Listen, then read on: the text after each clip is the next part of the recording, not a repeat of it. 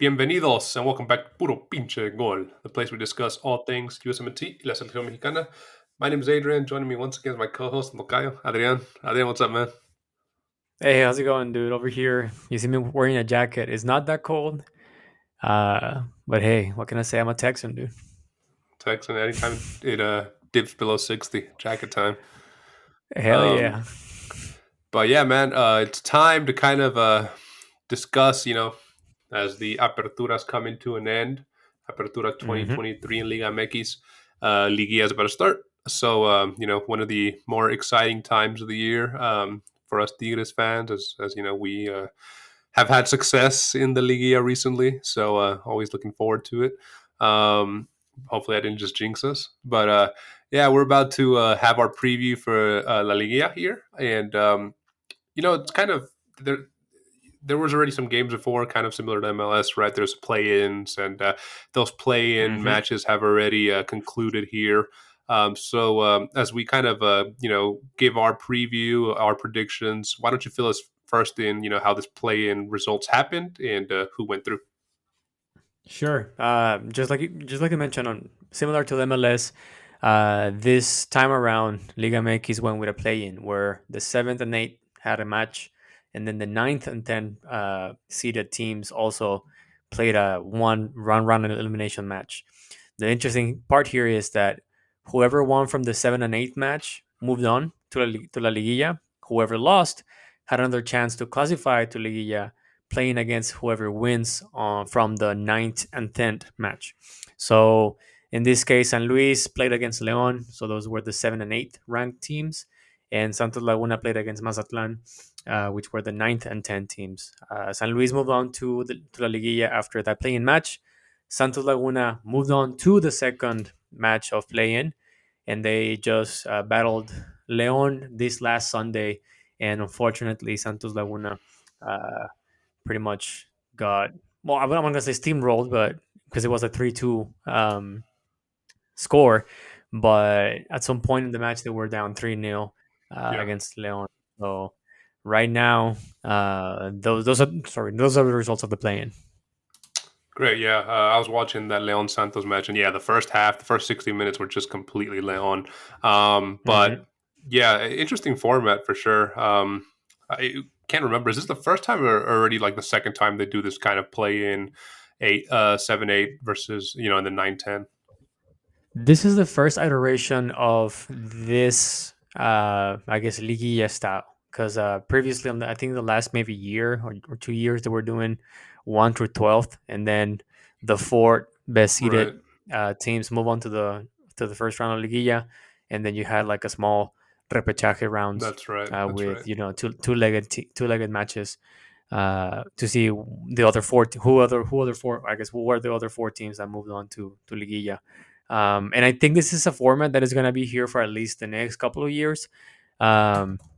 Everything that happened during the pandemic, man, or like all the fact that they had to cancel like a half of the tournament in 2020, and because of all of the money that was lost due to not having Liguilla on that year, and subsequent matches.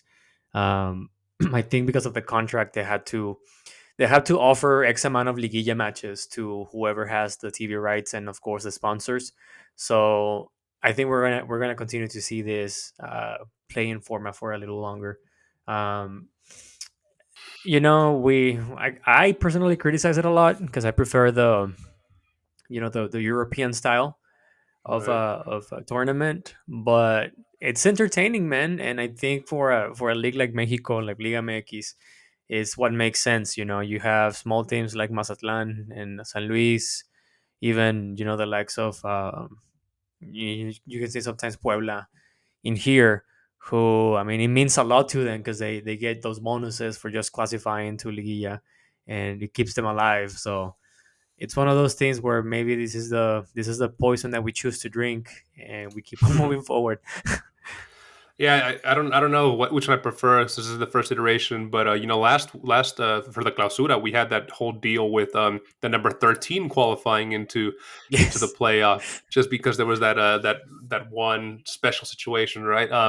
So at Hmm. least here it's top 10, and it's not as watered down. More than half the table qualifying, right? Well, I guess it's still more Hmm. than half the table, 10 out of 18. But last time it was Yes. pretty much 13 out of 18 made it to asterisk Hmm. 13 out of 18 made it to post Liguilla, or repechaje at least. But all right, yeah. Well, I mean, I guess it's here to stay. Interesting format. I, I'm all right with it. I dig it. I don't think it's bad. I mean, there were some interesting matches there. So as you said, that kind of sets up the Liguilla round one matches with San Luis qualifying and León qualifying. So León qualifies against Superlíder, ranked one on the tabla de general, Club America, Hmm. who's obviously they ended up with 41 points. Or was it 40? Can't 40 recall. points. They didn't break the 40. record. So, Yeah. yeah, because they tied against Tigres in the last match. So they just ended with 40 points. San Luis plays number two, who's Monterrey. Puebla plays number three, who's Tigres. And Guadalajara and Pumas play on the fourth fixture there. They start tomorrow, Wednesday, with León and America, and San Luis and Monterrey. Hmm. And then the first leg is concluded on Thursday with Puebla Tigres, Guadalajara Pumas. And then there's the away match, or the home match, yeah, with America León playing in El Estado Azteca, Monterrey and San Luis playing Monterrey, Pumas and Guadalajara playing in Mexico, and Tigres and Puebla playing in Monterrey there there on the weekend. Um, so Hmm. yeah, I mean, America obviously, breaking the records, but still, I've been listening to a lot of pundits, not breaking the records, but getting 40 points. I've been listening to a lot of pundits that a lot of people still don't have them as favorites. The two Monterrey teams are kind of favorited, like usually, right? How do you see this kind of shaping out, man? Yeah, I mean, I think for me, the title contenders are the top three. So in this case, America, Monterrey, and Tigres on that specific order. I understand that a lot of pundits right now, I think they're just trying to make controversy, man, and they're just trying to play the whole I'm not an American. Oh, sorry, American. I'm not an America favor. I guess they're trying to make it seem that they don't play favorites or whatever, and they know Mm-hmm. that calling out America is gonna get them like clicks and freaking uh, up the ratings and whatnot. But I think there's no doubt that America was the best team throughout the tournament, right? They only lost to the first match against It's Juarez, and Juarez. after that, they won like I think they had like 12 wins in a row or whatever. And they ended the season undefeated. Like they only lost one match throughout the entire season, 12 wins and four draws. So I mean, it just goes to show that they are the contender for this title. Now they're playing against Leon, who, if we look at the recent Liguilla matches between both of them, I think is very leveled. But I believe Leon has the slight advantage of them, and I guess the most recent one, or the biggest one, is I think 2013 when Leon won the final against them. When they had Mauro Boselli and Gulit Peña and all those guys at their prime. Right. After that, I mean, you have Monterrey and Tigres. I think this is gonna sound very biased because I'm a Tigres fan, of course. But I have my doubts with Monterrey. They are a strong team. They are, by leaps and bounds the most expensive squad in Liga MX. And with the recent addition of Tecatito and Sergio Canales, um, they are definitely, they were supposed to be the team to beat, right? But all these injuries and whatnot, I think they have proven to be resilient, because having half a team injured throughout most of the season, Right. and still managed to finish in second, Yeah. just behind America. It says a lot. Although, out of the last five matches, four of them were against, or I guess, yeah, out of the last five matches, four of them were against very, nimble teams. Yeah. Not Favorable so difficult for opposition. them. Yeah. Exactly, favorable position. So it's a little. I'm not gonna say sketchy, but it's a little interesting to see how they're gonna be able to handle tougher opposition as they move up to the semifinal and maybe the final. Because if you look at Monterrey against all the classified teams to Liguilla, they only were able to beat Pumas. The rest of them they either lost or draw. So, they lost against America, they lost against Tigres. I think they tied against Guadalajara, Puebla, San Luis, and León, if I'm not mistaken. Um, but yeah, I mean, I think it's, to me, it's a no-brainer. America has to go to the final. I mean, the last two seasons they managed to go to the semifinal and lost. I think this is the time that they have to show they have what it's needed to get into the final. Anything other than a final for them, probably after this successful season, would be seen as a failure. Yeah. Definitely, I think. Hmm. So, as we, you gave it your title contenders, man. Do you have any sleepers that people should be aware of? Do Pumas, León, Puebla, any of those guys, San Luis, have a chance in your opinion? Guadalajara. So let's start with San Luis and Guadalajara. I think that those are long shots, man. I honestly really believe that. I mean, San Luis is a very entertaining team. They started the season very hot. They were in the first place for like at least 5 or 6 different jornadas. But then once the middle of the season started to come to conclusion, they pretty much went cold to the point that they had to play the play-in. Right, they went from being the first the first team, or I guess the number one seeded, to the number seven seeded team. I think, I mean, it's one of those teams that you don't expect anything, and they all of a sudden they surprise you. If they make it to the semifinal, I think it will be a huge surprise. But I think it's a long shot to think they're gonna win or take it home. And Guadalajara, I know Guadalajara had a somewhat decent tournament this time around. They classified directly to Liguilla. Nothing compared to the last season, but I just think they have so many issues, off the pitch, and the fact that they don't have a reliable striker says a lot. And I really think it's gonna be a long shot for them to actually make it to the final. So I think those two are the long shots. As far as title sleepers, as you mentioned, I think there's three very interesting ones: Puebla, Pumas, and Leon on that specific order. Puebla, if you look at the stats of the last 5 matches, they have won. They have no, not one. They have won 3 out of the last 5 matches, but they have gone 4 undefeated matches. So if you look at pretty much all the rest of the contenders here, there's only, I think, only America and Monterrey have that same record, where they had at least 3 wins and kind of sort of went undefeated for the last 4 matches. So I think Puebla will arrive with good rhythm, and it's just a dark horse. I mean, it's Puebla has proven to be a reliable dark horse for Liga MX, Right. tournament in and out. So it's always nice to see them contending in Liguilla. The second one that I see is Pumas. Pumas is a weird team. Throughout the season, they had like the very highs and very very low, very low downs. Very low Um, lows, very high highs. yeah, very low lows, I guess. But the revelation player of the tournament. They have Chinohuerta. They have a strong offensive. They're not that solid defensively speaking, but they are, I guess, overall balanced in a way that they scored 27 goals. They only received 18, so 9 goals of difference right there. As I said, they're not the best offensive, but they're not the worst defense by all means. And I think it will be interesting to see if they're able to do something.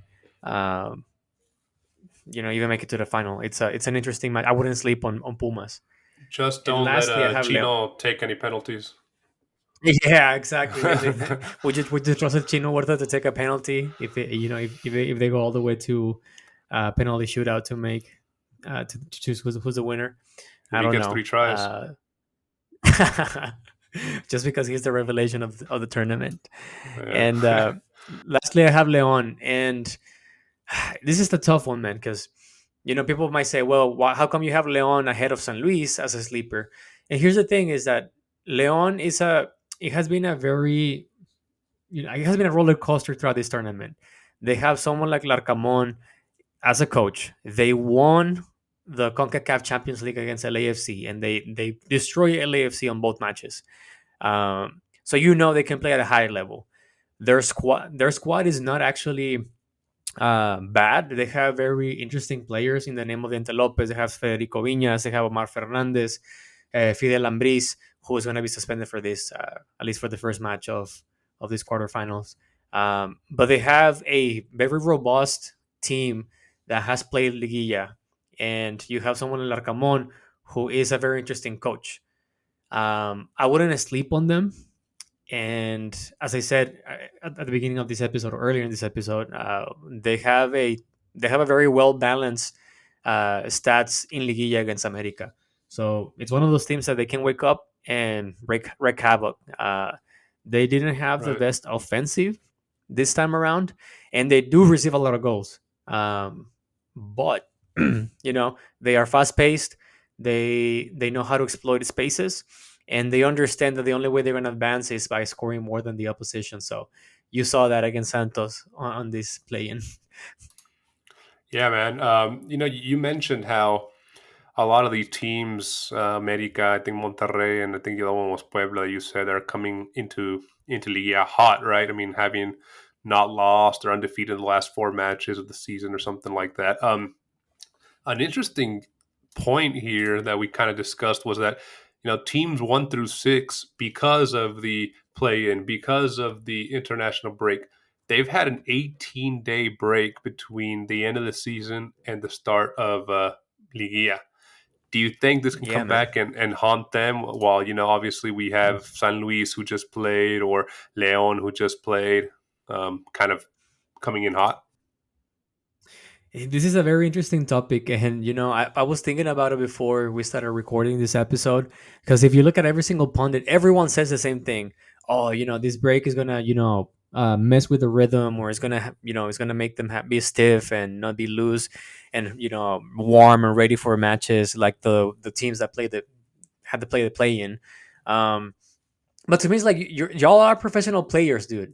Like you keep on training, right? So you're not gonna lose your I guess uh you're still gonna be conditioned for a match, right? Right. And I believe some of them even have like friendlies against expansion opposition, or maybe on. I think Pumas played against the under 23 of Mexico. So while I understand it might not be the highest level of opposition, I don't think it's an excuse, right? I mean, these are professional players. They have the best medical attention to their service. They have physical therapists. They have nutritionists. They have trainers. They have everything to be match ready. So to me, even though it's an 18-day break, and I can see the excuse of they're not in rhythm because they're not playing week in, week out, I don't think it's an excuse. Yeah, I mean, they still see each other training every day. If anything, they've had the opportunity to kind of try different things in that extended training period, right? Yeah. Um, yeah, I agree with you 100%. That I think that excuse that a lot of people are throwing out there of the 18-day breaks a little excessive. Adrian, man, I really want to dive into here, get your kind of predictions as we move forward here, Yeah. with round one, man. León América, ida y vuelta. Who do you got? I have America. A lot of people want to call Leon, and maybe that's the case. We've seen it wouldn't be the first time we see the number 8 trumping number 1, but I don't think Leon has a chance against America. Honestly, I don't see how. Okay. Number 2 versus number 7, San Luis versus Monterrey. Who you got? I have Monterrey. Monterrey has to win. If they don't win, this is gonna be a huge fracaso, big fracaso. Monterrey fans, picture this: y'all losing again, quarterfinals with Altano. It's a huge fracaso, but I don't think it's gonna be the case. Monterrey is gonna advance. Okay, number 3 with number 6, Tigres Puebla. Normally, I would say Tigres, but I'm gonna go with Puebla, dude. I think Really? Puebla is yeah. I'm gonna go with Puebla. This is the match where I think it's gonna be like a quiniela breaker. I think Puebla's gonna take it home. Oh, damn. I think you're trying to do a reverse jinx here. Um, It wouldn't be that the would first time, you know.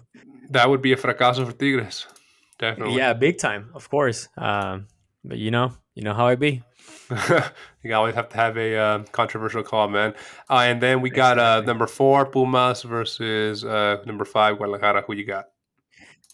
This is a very close match, but I'm gonna stick with Pumas. I again, Chivas has no goal. They don't have a goleador. They don't have the goal factor in them. I find it really difficult for them to move on without having that player in form and rhythm to score goals. You don't even know if Alexis Vega is going to play, and even if he plays, he misses freaking penalty shots too, and they missed one against Pumas. So yeah, I think Pumas is going to advance maybe by the minimum, but I don't see how Guadalajara makes it out of the quarterfinals. Okay, and assuming who you say advances, that would lead America versus Puebla and Monterrey versus Pumas, right? One versus Yes, six sir. and two versus four. Yeah. I think the final. I mean, I think advancing is going to be America and Monterrey. I believe the final is going to be one against the second. And I personally see Monterrey taking it home. Wow. Okay. Yeah. Reverse jinxing to the fullest. No, okay. Nah, I mean, it has to be one of. I mean, if it's not number three, it's going to be one or two. I feel this. Exactly. I agree with you. It's going to be the top three teams are too far from it, and even though Monterrey was plagued with injuries and kind of had an easy schedule towards the end, I mean, they still have the most expensive plantel, and if we have an America Monterrey final, I think it'll be what the pundits want. It'll be what the TV rights want. It'll be what Yeah. Liga MX wants in terms of money. So, okay, well, you heard it here first. Adrian thinks Monterrey is going to win Apertura 2023 here. Adrian, man, as we wrap this up, dude, anything else you want to kind of talk about? Well, I mean, the only last thing is that if whatever happens, Leon makes it to the final, we're gonna have a Christmas Liga MX final, just like we did when I think back in 2018 or 2019 with Tigres playing against or 2016.